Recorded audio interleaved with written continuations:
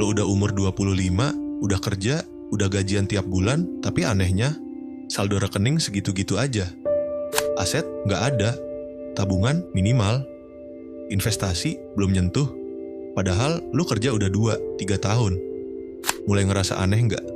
Kalau lo lagi ngerasa gitu juga, tenang, lo nggak sendirian. Banyak orang di usia 25 ngalamin hal yang sama.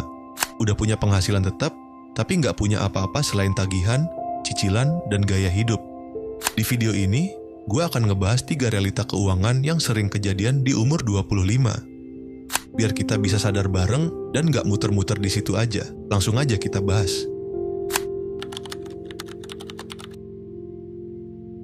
Ini hal pertama yang banyak orang keliru paham. Banyak yang ngerasa, yang penting gue kerja, punya penghasilan, tapi nggak sadar bahwa punya penghasilan itu beda jauh sama punya aset. Gaji lo itu cuman aliran uang masuk.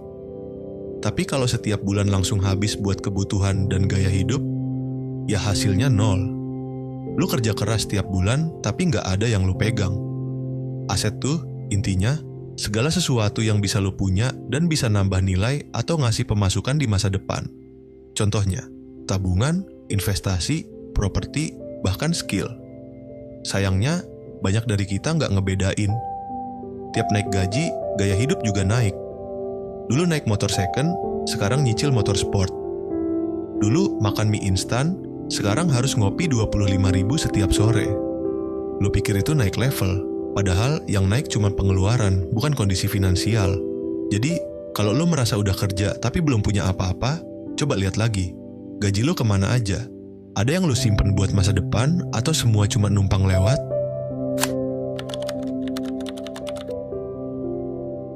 Gini ya, umur 25 tuh bahaya banget kalau lo terlalu santai. Kenapa? Karena di umur ini biasanya lo baru ngerasain punya duit sendiri. Bebas, nggak dikontrol orang tua. Jadi banyak yang mulai hidup seenaknya. Tiap malam nongkrong, tiap weekend healing, tiap bulan ganti skincare mahal. Lo ngerasa pantas nikmatin hidup karena udah kerja keras. Tapi masalahnya, di umur 25 ini juga lo belum punya tanggungan besar. Belum punya anak, belum bayar sekolah, belum nyicil rumah. Artinya, lo punya ruang buat nyiapin masa depan. Tapi kalau lo malah leha-leha, 5 tahun dari sekarang lo bakal mulai panik. Karena cicilan datang, kebutuhan makin besar, pengeluaran makin berat, dan kesempatan nabung makin sempit. Dan sayangnya, kebanyakan orang baru sadar pas udah mulai tua. Umur 30-an, baru bilang, dulu harusnya gue mulai dari umur 25, jadi kalau sekarang lu masih punya penghasilan, belum punya tanggungan berat, tapi juga belum punya aset, lu lagi ngelewatin waktu emas lu buat nabung dan bangun pondasi keuangan.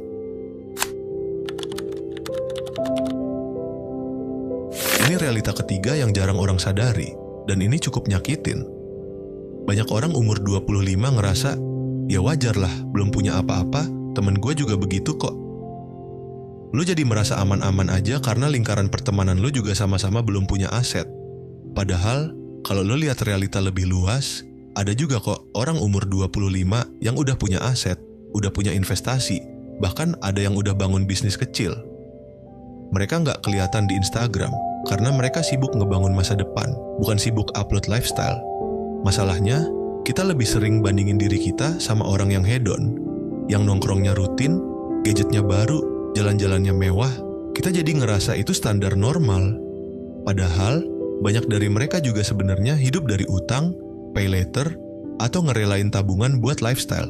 Jadi, kalau lo ngerasa miskin tapi masih santai-santai aja karena mikir semua orang juga begitu, hati-hati, jangan sampai lo terlena sama standar lingkungan yang sebenarnya juga salah arah. Lo harus punya standar sendiri, bukan standar dari sosmed, bukan dari teman-teman lo yang juga belum tentu aman secara finansial. Gua nggak bilang lo salah karena belum punya aset di umur 25, tapi yang bahaya itu kalau lo nggak sadar dan nggak mulai berubah. Punya gaji bukan tujuan akhir. Tujuan akhirnya adalah lo bisa hidup tenang, nggak bergantung, dan punya pegangan yang jelas buat masa depan. Mulai aja dari kecil, bikin dana darurat. Sisihin 10% dari gaji buat investasi.